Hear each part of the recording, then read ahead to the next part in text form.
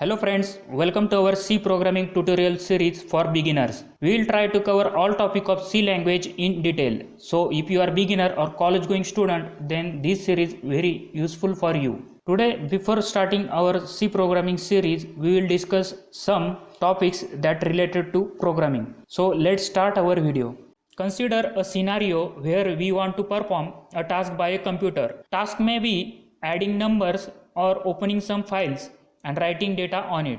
To perform this task, we have to give some instruction to a computer. This set of instructions are called as a program. To execute this program, it must be in zeros and ones form, which is called as a binary or machine language or low level language, because this is the language a computer can understand.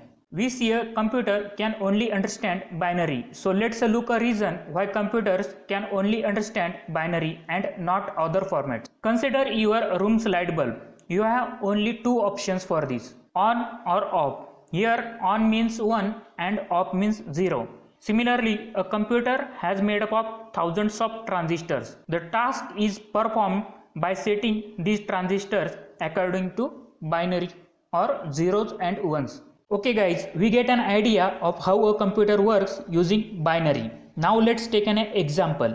This is 8-bit representation of word hello, where every letter is converted into equivalent binary digit. Looks awesome, right? Then try to perform addition of two numbers using binary. Then this got difficult at some point, or it required some time to perform calculation, as we human can't understand binary, right? Did you know the first operating system is made using machine language? Before evolution of programming languages, programs are written using machine languages. But this approach has some problem. First one, the code written in machine language is difficult to understand. The maintenance of the large codes is not easy. To overcome the problem regarding machine language, the assembly language is developed. The code written in assembly language is in human readable format, which is common English word like add, move, sub, which is called as a mnemonic. To perform addition of two numbers, we just have to write add a comma b. The code written in assembly language is in human readable format and needs to be converted into machine code in order to execute it. For a translation, we require a translator. This translator called as a assembler. But there are some disadvantages of assembly language. Let's look one by one. First, the code written in assembly language is not portable. If you try to move assembly code written in one machine to another, then problem arises as the assembly code is not portable. Second, it takes lot of time to write code in assembly. Third one, the syntax of assembly language is very complex. Fourth one, the large projects that are written in assembly language is very difficult to maintain and debug.